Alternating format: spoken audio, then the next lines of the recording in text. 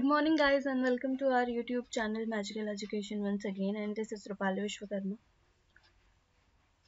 हमारी जो भी क्लास होगी थ्योरी की वो आपको रिकॉर्डेड लेक्चर्स मिलेंगे और जब भी हम क्वेश्चन प्रैक्टिस करेंगे तो वहाँ पे आपको मिलेगी आपकी लाइव क्लास। ठीक है, तो ये आपकी पूरी थ्योरी है। इसमें आज हम क्या पढ़ने वाले हैं? वाक्य रचना। वाक्य रचना तो आज हम पढ़ेंगे वाक्य रचना। देखो, जितनी भी चीज़ें हैं बेसिक सी जिससे आपके क्वेश्चंस बनते हैं एग्जाम में, वो सारी चीज़ें हम यहाँ पे पढ़ लेंगे। उसके बाद जो हमारा नेक्स्ट लेसन यानी कि कल जो भी लेसन आएगा हमारा, उसमें हम क्या करेंगे, इसके क्वेश्चंस की प्रैक्टिस करेंगे।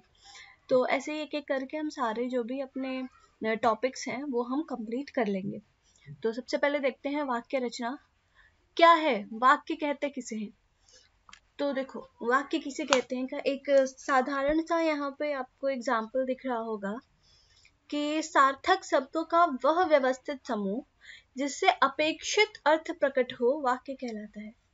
यानी सार्थक ऐसे शब्द जिनके कुछ अर्थ निकले, उन शब्दों को आप एक व्यवस्थित समूह में रख दीजिए।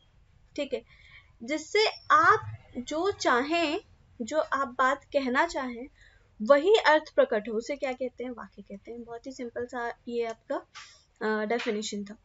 तो ये बहुत ही सिंपल सा हमारा डेफिनेशन था। डेफिनेशन यानी कि परिभाषा के बाद सेकंड टॉपिक हमारी क्या आती है? वाक्य के प्रमुख तत्व। तो वाक्य के प्रमुख तत्व क्या क्या है? देखो, सबसे पहले तो वाक्य क्या होना चाहिए? सार्थक। पहले मैं पढ़ लेती हूँ, उसके बाद एक्सप्लेन करूंगी। सार्थकता, योग्यता, आकांक्षा, निकटता, पदक्रम और अन्वय। तो देखो, सार्थकता। सार्थकता का क्या मतलब है? यह वाक्य का वह प्रमुख गुण है। ठीक है, मतलब यह वाक्य का प्रमुख गुण है, यानी ये सबसे ज्यादा इंपॉर्टेंट है। जो भी आप वाक्य बना रहे हैं वो सार्थक होना चाहिए, उसका कोई अर्थ निकलना चाहिए। ठीक, ऐसा नहीं कि कुछ भी लिख दो कि गया आम है या राम आम नहीं था वह। ये कोई शब्दों का समूह तो है, लेकिन इसका कोई सार्थक अर्थ नहीं है। ठीक, तो अगर आपके जो शब्दों का समूह है उनका सार्थक अर्थ नहीं निकल रहा है तो वह वाक्य नहीं है। वाक्य जो है आपका, उसका कुछ ना कुछ सार्थक अर्थ अवश्य होना चाहिए। दूसरी चीज आपकी क्या आती है? योग्यता। तो जो अभी आपके वाक्य हैं उसमें भावों का बोध कराने वाली योग्यता होनी चाहिए, यानी उसमें जो है आपके वाक्यों से भाव का बोध होना चाहिए। जैसे एग्जाम्पल देखो, प्रखर बाजार के सम्मुख जा रहा है। इस वाक्य में प्रयुक्त सभी शब्द सार्थक हैं, परंतु यह वाक्य सही अर्थ नहीं दे रहा है। देखो, प्रखर भी सार्थक है, नाम है किसी का, बाजार तो सार्थक है ये कि सम्मुख जा रहा है, लेकिन इसका कोई अर्थ नहीं निकल रहा है। सम्मुख जो आपका शब्द है वो सार्थक होते हुए भी वाक्य के अनुकूल नहीं है। ठीक है, यहाँ पे सार्थक के स्थान पे आप और लिख देते कि प्रखर जो है बाजार की ओर जा रहा है, तो ये जो है आपका शब्द प्रमुख हो जाता, सही हो जाता। तो यही है कि आपके जो शब्द है उनकी योग्यता होनी चाहिए उस जगह पे रखने। अगला पॉइंट आपका क्या आता है? आकांक्षा। तो देखो, वाक्य स्वयं में इतना पूर्ण होता है कि भाव को समझने की आवश्यकता ना हो। मतलब ऐसा नहीं हो कि आपको बहुत ज्यादा समझना पड़े, आपने जो भी वाक्य बनाए हैं उसको समझने के लिए बहुत टाइम देना पड़े। वो इतना पूर्ण होना चाहिए। जैसे अगर कोई व्यक्ति कहे कि जाता है, तो इस वाक्य में क्या है? कर्ता को जानने की इच्छा होगी ना कि कर्ता क्या है, कौन जाता है, कहाँ जाता है, या इस टाइप के जो भी आपका सब्जेक्ट है उसको आपको जानने की इच्छा होगी। तो जाता है ये पूर्ण वाक्य नहीं है, तो हमारा वाक्य क्या होना चाहिए? पूर्ण होना चाहिए। निकटता। बोलते या लिखते समय वाक्य के शब्दों में निकटता का होना आवश्यक है। यानी आप जब भी बोले या लिखें तो आप बहुत ज्यादा गैप ना रखें अपने बोलने या लिखने में, चीजों को पास पास बोले, एक परफेक्ट डिस्टेंस पे। अगली चीज क्या है? पदक्रम। पदक्रम क्या है कि वाक्यों में जो भी पद हैं उनका एक निश्चित क्रम में होना आवश्यक है। जैसे एग्जाम्पल इसने दिया है कि जाती है प्रज्ञा शहर, ठीक, इसका कोई भी क्रम नहीं है। सबसे पहले हमें क्या लगाना चाहिए, हमें सबसे पहले कर्ता को लिखना चाहिए। कर्ता कौन है, प्रज्ञा है, प्रज्ञा। ठीक, उसके बाद क्या आएगा, शहर, उसके बाद क्या आएगा, जाति है। प्रज्ञा, शहर, जाति है, ये हमारा सही होगा। तो पदक्रम पे हमें ध्यान देना है विशेष। अगली चीज आती है क्या, अन्वय। तो वाक्य में जो है व्याकरण की जो भी दृष्टि है उसके हिसाब से जो भी लिंग है, जो भी पुरुष है, जो भी वचन लगे, जो भी कारक लगे, जो भी काल लगे, इन सब का ठीक ठीक लिखा होना चाहिए। ठीक, ऐसा नहीं कि आपने जो है लिंग प्रज्ञा जो है वो फीमेल है, आपने इसको मेल बना दिया, प्रज्ञा शहर जाता है, तो ये गलत हो जाएगा, ये ध्यान देना है आपको। अब देखो वाक्य के अंग कितने होते हैं, तो वाक्य के 2 अंग होते हैं। एक क्या होता है, उद्देश्य, एक क्या होता है, विधेय। इसे आप क्या कहते हैं, एक कहते हैं आप सब्जेक्ट इंग्लिश में, और दूसरा आप क्या कहते हैं, प्रेडिकेट। ठीक, तो देखो कहता है कि वाक्य में जिसके विषय में बताया जा रहा है उसे उद्देश्य कहते हैं। जैसे श्वेता हस्ती है, इसमें किसके विषय में बताया जा रहा है, श्वेता के, तो श्वेता क्या हो गया, उद्देश्य, बाकी बचा हुआ क्या हो गया, विधेय। इसमें श्वेता के विषय में बताया गया तो श्वेता उद्देश्य, यही चीज लिखा हुआ है। तो जो भी आपका शब्द रहेगा उसमें जो भी आपका संज्ञा या सर्वनाम हो वो हमेशा आपका उद्देश्य होगा। जो भी कर्ता का कार्य करे वो हमेशा आपका उद्देश्य होगा। बाकी बचा हुआ क्या हो जाता है, विधेय। इधर देखो विधेय, वाक्य में उद्देश्य के विषय में जो कुछ कहा जाता है उसे क्या कहते हैं, विधेय।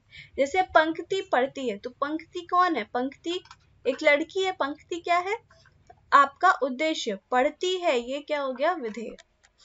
ठीक, यहाँ पे लिखा होता है पंक्ति पुस्तक पढ़ती है, तो पुस्तक पढ़ती है, ये पूरा विधेय हो जाता। अब वाक्य के भेद के बारे में बात करेंगे कि वाक्य के भेद कितने होते हैं। तो देखो वाक्यों का वर्गीकरण 2 आधारों पर पहली बात तो किया जाता है। पहला करते हैं रचना के आधार पर, दूसरा क्या करते हैं, अर्थ के आधार पर। तो पहले हम लोग रचना के बारे में पढ़ेंगे। तो रचना के आधार पर 3 तरीके के होते हैं। कौन कौन से, सरल वाक्य, मिश्र वाक्य और संयुक्त वाक्य। सरल वाक्य क्या कहते हैं कि जिन वाक्यों में एक आपकी मुख्य क्रिया हो उन्हें सरल वाक्य कहते हैं।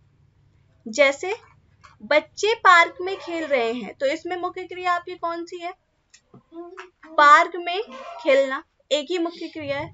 पिताजी पुस्तक पढ़ रहे हैं, तो पुस्तक पढ़ना एक ही मुख्य क्रिया है। सजल सो रही है, तो सो रही एक ही मुख्य क्रिया है।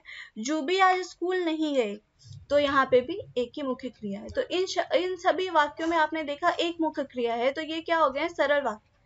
मिश्र वाक्य क्या होते हैं कि वे वाक्य जिसमें साधारण वाक्य के साथ एक या एक से अधिक उपवाक्य हो। 2 अलग अलग वाक्य नहीं, साधारण वाक्य जो था हमारा उसी का एक उपवाक्य बन जाए। ठीक, तो उसे मिश्र वाक्य कहेंगे। जैसे उसने जो परीक्षा दी वह 10वीं की थी, इसमें किसके बारे में बताया जा रहा है, उसने के बारे में ही बताया जा रहा है। ठीक, तो ये क्या हो गया, ये एक उपवाक्य हो गया। इसको हमने यहाँ से कॉमा से सेपरेट कर दिया, तो ये किस में आ जाएगा, हमारा मिश्र वाक्य में है। आश्चर्य है, ये एक हो गया कि वह जीत गया, ये दूसरा हो गया। ठीक, लेकिन बात किसकी की जा रही है, वह की जा रही है कि वह के जीतने पर ही तो आश्चर्य है, तो ये भी मिश्र वाक्य। काम समाप्त हो जाए तो जा सकते हो, मिश्र वाक्य। जब तुम लौट कर आओगे तब मैं आऊंगा, क्या हो गया, मिश्र वाक्य।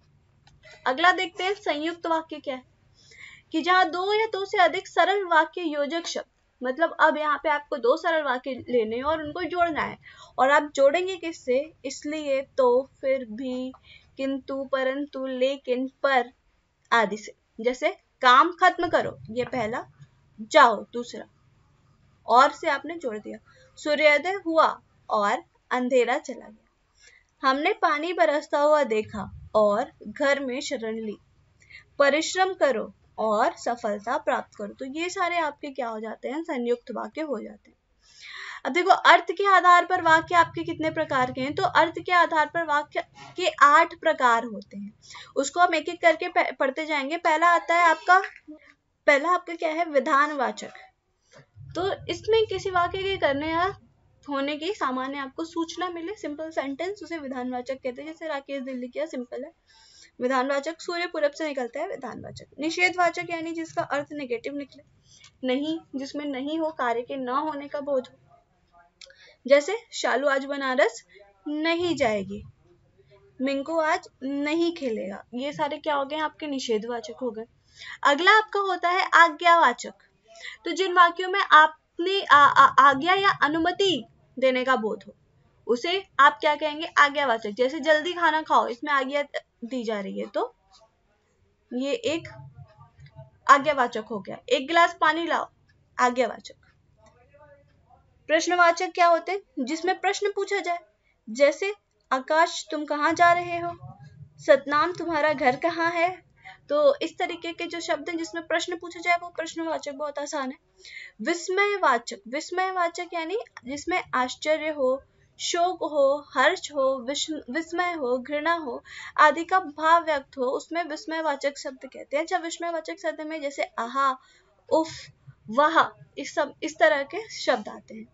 देखो, आहा कितना सुंदर दृश्य है, ये विस्मयवाचक। उफ कितनी गर्मी है, विस्मयवाचक। ये सारे शब्द जो जब भी आएंगे तो ये विस्मयवाचक हो जाएगा। अगला छठा देखो तो इच्छावाचक, जिसमें इच्छा हो, इच्छा व्यक्त की गई हो, आशीर्वाद दिया गया हो, शुभकामना दी गई हो, उसे इच्छावाचक शब्द कहते हैं। जैसे प्रभु तुम्हें दीर्घायु प्रदान करे, तो ये क्या हो गया, इच्छावाचक हो गया। ईश्वर करे आप 10वीं में प्रथम आए, ये क्या हो गया, इच्छावाचक हो गया। अगला क्या होता है, संदेहवाचक। जिन वाक्यों में कार्य के होने या न होने में संदेह हो उन्हें संदेहवाचक कहते हैं। जैसे शायद अमृत कल जाए, यहाँ पे शायद लगा हुआ है, अभी ये कंफर्म नहीं है, तो यहाँ पे शायद राजू आज आगरा है, इसमें क्या है, शायद, यहाँ पे भी संदेह है तो ये संदेहवाचक हो गया। अगला क्या है, संकेतवाचक, जिसमें संकेत हो। जैसे जिन वाक्यों में एक क्रिया का होना दूसरी क्रिया पर निर्भर करता हो। ठीक, जैसे एग्जाम्पल देखो, आप साथ में जाते तो इतनी मुसीबत ना होती। ठीक, अगर आप जाते तब मुसीबत ना होती, यानी जाना और मुसीबत एक दूसरे पर निर्भर कर रहे हैं। यदि तुम दिन रात कड़ी मेहनत करोगे तो पास हो जाओगे, यानी अगर तुम कड़ी मेहनत करते तो पास होते। ठीक, तो कड़ी मेहनत और पास होना ये दोनों एक दूसरे पर निर्भर करते हैं। तो ये क्या हो गया आपका संकेतवाचक। तो ये था आज का आपका सेशन। अगर पसंद आए तो लाइक कर देना, और कहीं भी कोई भी डाउट हो तो मुझसे कमेंट करके पूछ लेना। कल मिलेंगे इसके क्वेश्चंस के साथ, क्वेश्चन प्रैक्टिस करेंगे। तब तक thank you so much guys, thank you so much for watching the video, keep watching and all the very best.